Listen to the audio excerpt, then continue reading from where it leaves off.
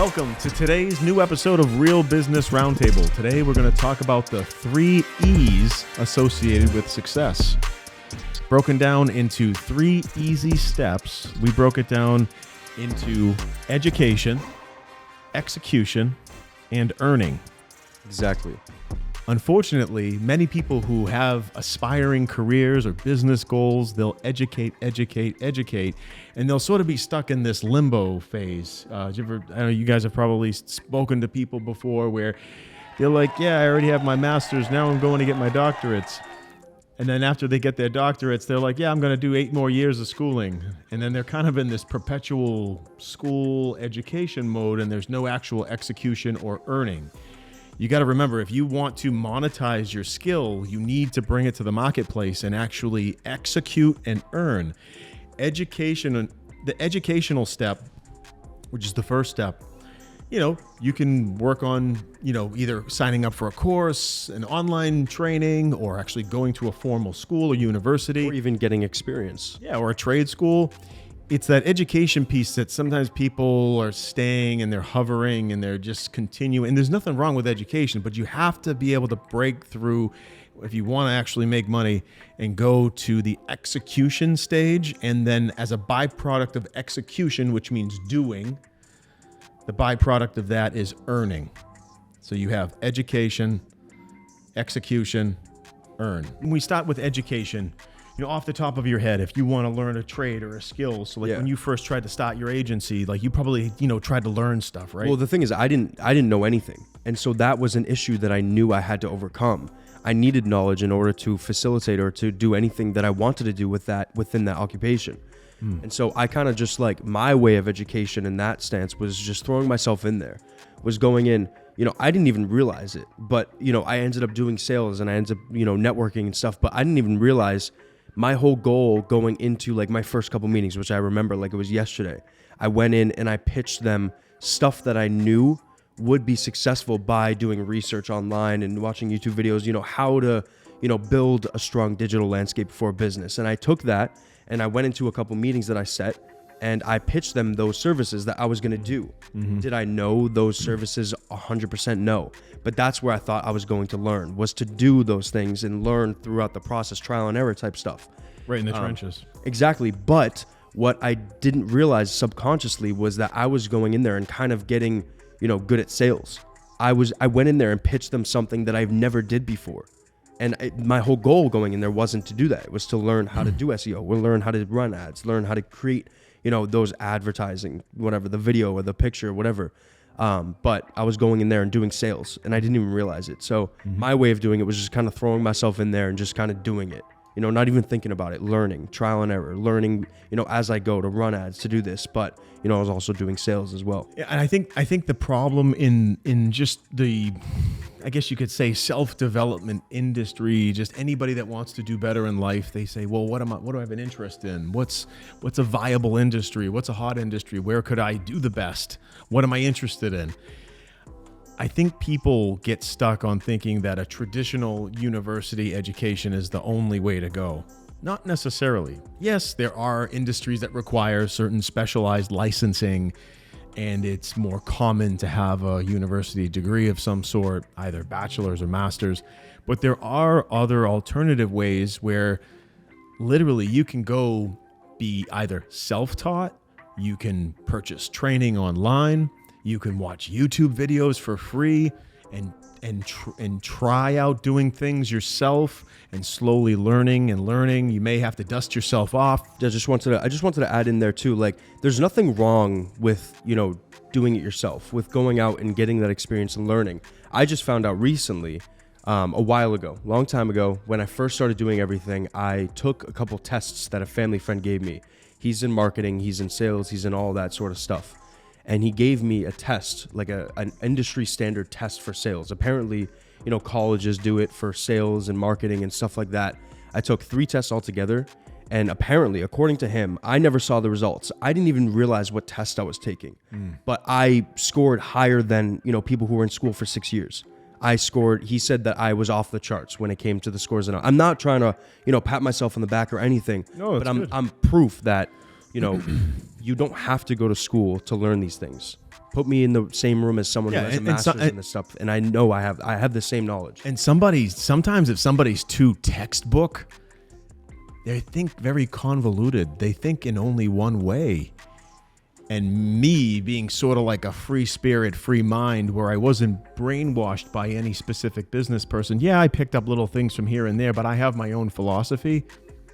And I'm kind of like, I don't agree with that textbook bullshit. I'm going to run my business a little bit different. Been around for 17 years. I got to be doing something right. So what we're trying to get at is education does not have to be formal schooling. It can be self-taught, your own research, your own digging, buying different courses, downloading different training classes, or whatever. You just put in the work to train yourself, but give yourself a timeline on when to take what you've learned and go to the marketplace and execute. What is execution? It's actually doing. There's one caveat here with education.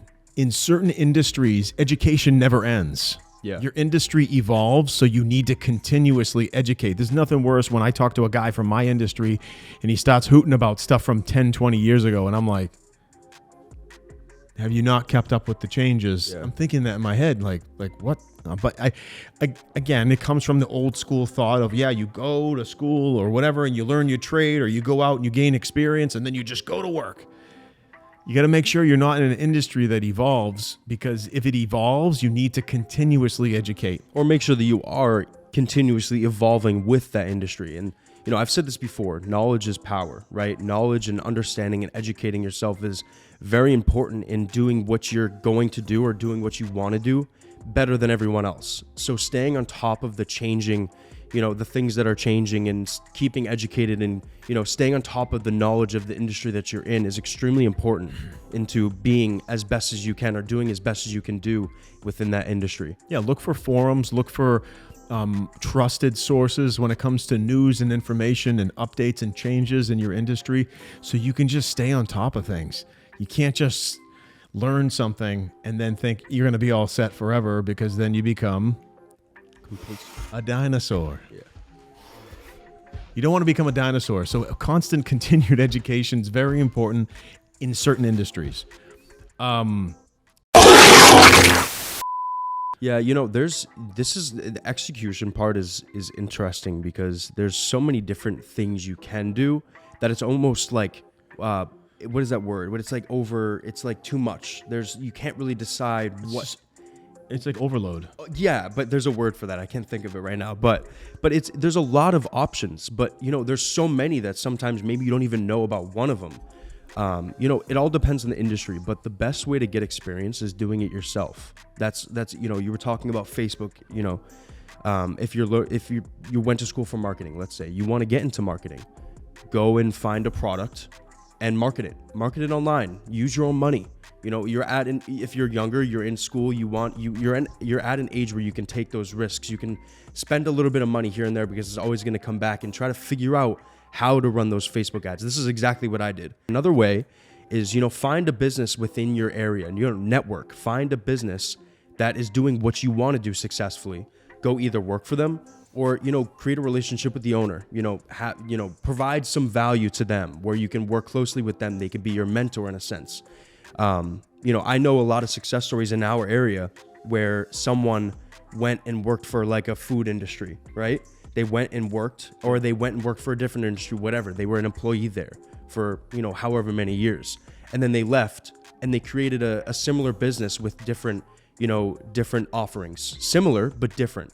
And they do very, very well. So there's a lot of different options, so many different options, but the best way to do it is to network. You know, understand the value you add, and, you know, go and talk to people in that industry. You know, go to their restaurant, go to their, whatever it may be, it could be anything. And those are two very valuable ways to start that second E, which is execute. Yeah. Yeah, you got to actually put away the books for a little bit, or just put them to the side and actually go to work.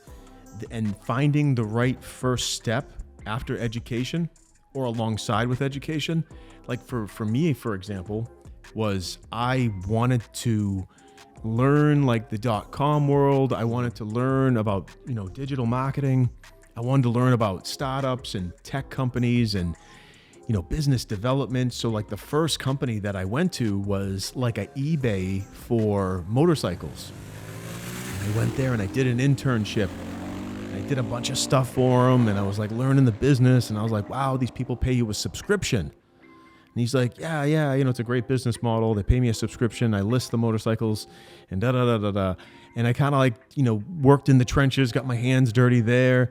And then I moved on to business development. I moved into business consulting. So I worked for a company that was a doctor's office for businesses basically and fixed businesses. So that where I really captured a lot of, understanding and interest in business. I was like, wow, this is really cool. Businesses have all these little things that they can change to improve, or they can actually hurt themselves if they don't do something right. And it was great experience, great knowledge from a consulting standpoint. So I placed myself strategically in these different companies where I could learn the ropes about growing businesses. Yeah, and not only that, you learned about the structure of businesses, the different moving parts within a business, which really helped you sell the product that you and Jay teamed together to sell. Mm-hmm. Yeah. So no, that's good. It kind of brings up a point, for education, you go to school for a certain thing, right? And this could be good for some industries, some, occupations, but for others, it's like, you learn something very particular, you learn one thing, right? But then you don't have an understanding of all these other things moving around it that could be extremely valuable to the offering you want to provide. And that's one thing that I don't really agree with. You have the minors and majors and stuff like that. But that's one thing that I learned a lot getting into sales, right? I learned a little about a lot of different things. That was a big thing for me. And I remember telling myself, I want to learn a little bit about a lot so I can have a conversation with anyone. You put me in the room with anyone and I'll have a conversation with them, because whatever they may do, I know a little bit about, enough to start a conversation and keep going with that conversation. That's very important when it comes to education, when it comes to sales, anything. Just knowing a little bit about a lot. That's something that I remember that I really tried to learn. But execute. We go back onto that. Yeah. So, but it's that the piece where you either place yourself in a company or you go into business for yourself. You have to do something, take action. So you need to research the companies that are in line with what you just educated yourself. And also, if you educate yourself around a certain skill, always try to learn a little bit of sales. Try to learn a little bit about how to run a business, just the basics, because if you go work for yourself, you got to have somewhat of a foundation of understanding how to sell yourself. Countless times I've met, solopreneurs that can't sell their shit and they're struggling. But they're really good at what they do. Yeah, I'm like, I've met guys that create amazing apps and I'm like they're driving like a shitty car and they just don't, I don't know, they're just not really doing big things in life, but they have an amazing skill. And I'm like, well, you were involved with this project and that project. And they're like, well, yeah, I worked somewhere else. We worked on this project. And I'm thinking in my head, like, wow, if this guy could sell for himself, he'd do really, really well. So that's going to help us move into the next, which is probably the most critical phase after education and execution, is earning, actually making money. How to monetize the offering or the things that you've learned, the offering that you provide, or the things that you learned from educating and executing. Yeah, you went to school, you learned a skill, you went to training, you learned a skill, or you got hands-on, you did an internship and you learned a skill, and then you executed, but now it's time for you to actually make a living. So that's the piece where you need to identify, okay, what's the market value of what you offer? Are you going after the mid-market, the high market, the low market? A lot of market research. Yeah, are you going to be the most expensive game in town? Are you going to be the fair priced game in town? Or are you going to be the low bottom of the barrel shit? Yeah, which I don't sometimes like it depends on the volume too. I mean, it's there's so like this is, to me, I don't know if it's a little bit more of a simpler aspect of this. It may be hard, but it's a little bit more easy. There's not as many options, right? A lot of this topic, is about market research, understanding the value you provide and who you're going to target, finding your demographic, and then, monetizing it to them that makes sense, providing a solution to them that makes sense to your demographic, doing that market research. And I mean, there's so many different ways to earn from the. So when it comes to earning, you can do one-time sales, you can do subscriptions, you can do consulting projects, you can set it up with clients to do something on a quarterly basis, a monthly basis, a weekly basis. Whatever it is that you do for a trade, or whatever it is that you want to monetize, you have to find a structured way to actually earn a living. And we can go really deep on different ways to earn. We'd be talking all day. It's pretty straightforward. It can be a one-time transaction. It could be a transaction with reoccurring revenue associated with that one-time initial transaction. It could be subscription-based. It could be consulting-based, based on just providing information and guidance. Yeah. But another big thing with that too is like you want to make sure you're not pricing yourself too high or too low. Maybe let's say you're coming in as a consultant of some sort. It could be anything. You don't want to price yourself as you don't want to be too high where it's like people are coming to you and they're spending this amount of money, but the value maybe isn't there as far as someone who's been in the industry for 10 times as long as you, right? Or you don't want to be too low of a cost where you can't keep up. If you're just starting out, don't ask for too much because you don't have the experience to justify it. Yeah. If you're hurting for work, don't come in too high because you need to pay your bills. You need to live. This always reminds me of a story. I interviewed a guy that was a referral from a friend. Oh yeah. Wicked hot shot. He's like, if I get out of bed, it's $3,000 a day. I might have said this story before. Yeah. He's like, I want $3,000 a day. And then I found out from our mutual friend that he's sleeping on his girlfriend's couch. The guy's basically homeless.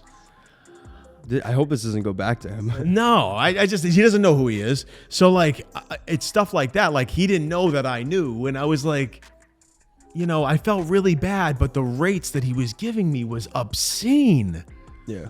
I couldn't afford it, whether or not I could or didn't or whatnot. I couldn't afford the rates he was giving me. But then I found out that information after, and I'm like, wow, I wish I could have helped him and gave him some work. Because he was hurting that bad. But so just so you know, when he spoke to me, just to clarify, when he spoke to me, I had no idea about his situation. I just, I thought he was some hot shit, came in, throwing some big numbers at me. And then when I tell them, the person that we knew mutually, like, yeah, he's really expensive. And they were like, what? He needs a job. Like he needs money. He needs to get work. Like what's going on? I'm like, what do you mean? And then they filled me in. I'm like, oh, wow. And I was like, I'm like, even if I wanted to, I couldn't pay him the rates that he was asking me.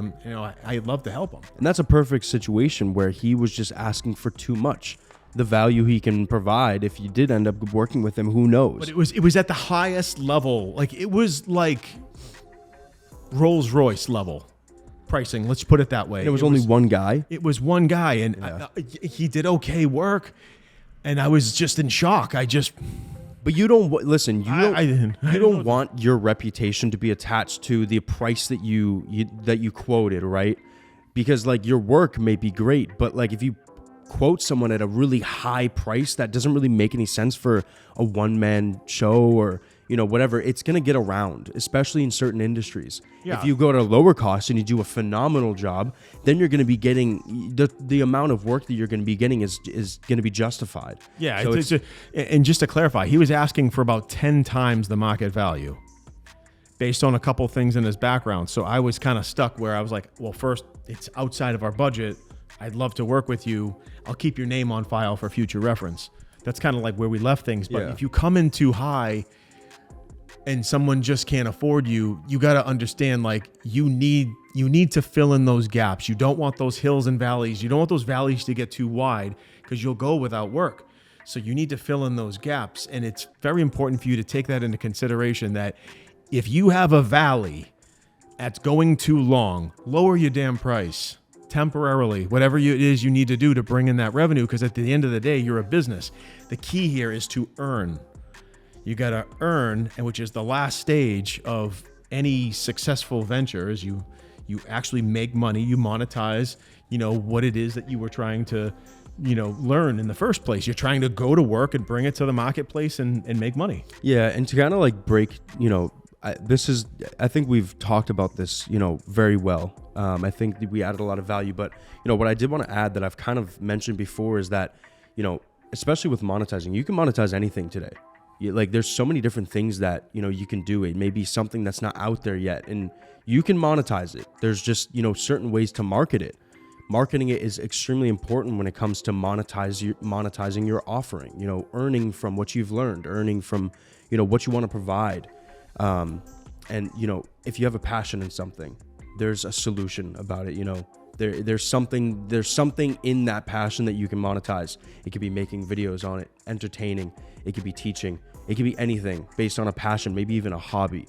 So, you know, this can be for people who are just starting, trying to get into it. But this can be people who, you know, maybe have a full-time job working for a company and they have this hobby. You know, go on TikTok. Look at all the videos of people like fishing or, you know, these things, like creating some sort of very satisfying video around their hobby. You'll see a wide variety of things that people enjoy doing that if they just put it out there, you know, they can monetize it somehow. So there's, you know, that this is for everyone to learn from. I just wanted to kind of throw that out there. Yeah, but, and just to summarize today's episode, so everybody is clear, the 3 steps to actually making a venture successful is first, education.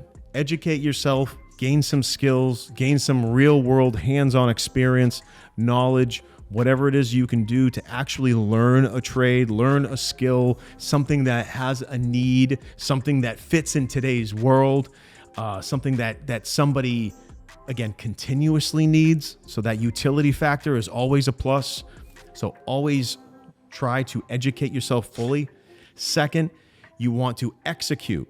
What does that mean? That means actually taking action from what you've gained from your education and moving that towards actually doing and providing whatever product or service industry that you learned about. So now you're actually doing. Are you working for another company?